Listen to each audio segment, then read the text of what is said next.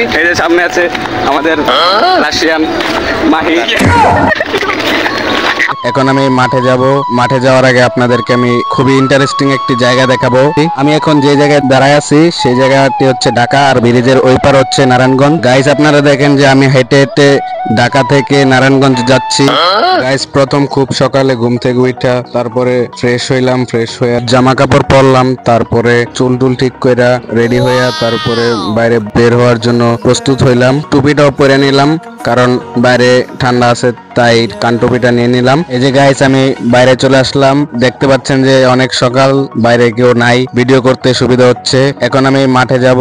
মাঠে যাওয়ার আগে আপনাদেরকে আমি খুবই ইন্টারেস্টিং একটি জায়গা দেখাবো। এই জায়গাটি এর আগে কেউ দেখাইছে কিনা আমি জানি না। জায়গাটি হচ্ছে ঢাকা ও নারায়ণগঞ্জের মধ্যবর্তী বর্ডার বলতে পারেন। এই যে গাইস আমি সেই ইন্টারেস্টিং জায়গায় চলে আসছি। আমি এখন যে জায়গায় দাঁড়ায় আছি সেই জায়গাটি হচ্ছে ঢাকা, আর ব্রিজের ওই পার হচ্ছে নারায়ণগঞ্জ। ব্যাপারটি অনেকটা বর্ডার বর্ডার ফিল দিচ্ছে না গাইস?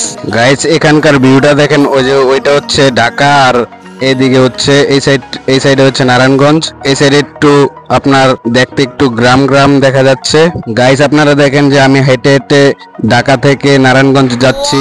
ব্যাপারটা কি একদম অসাধারণ লাগছে, ঠিক না গাইস? এই যে আমি নারায়ণগঞ্জে চলে আসলাম, আর ওই পাশে হচ্ছে ঢাকা। তাহলে আমি এভাবেই হেঁটে হেঁটে মাঠে যাচ্ছি, কারণ আপনারা জানেন যে ঢাকার মধ্যে বড় বড় মাঠ পাওয়া খুব কষ্টকর। আর এই সাইডে একটু গ্রামীণ গ্রামীণ একটা ভাইব আছে, তো তাই এদিকে মাঠ পাওয়া যায়, কিছু কিছু মাঠ আছে। এই যে গাইস দেখছেন আমি অনেক হাঁপায় গেছি, অনেকক্ষণ হাঁটছি, প্রায় 15-20 মিনিটের মতো। এই যে গাইস এটা হচ্ছে আমাদের মাঠ, ওরা এখনো আসে নাই, তাই আমি অপেক্ষা করছি ওদের জন্য। এই যে গাইস চলে আসলাম।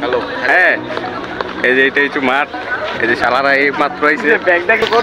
গাইস খেলা টেলা শেষ, এখন আমরা চলে যাচ্ছি।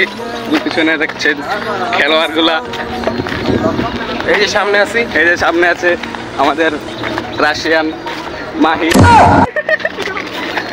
আমার নাম এই লাইনটা টুক দিয়ে, ওই যে টুট টুট আরশাদ অরবে রোহিঙ্গা।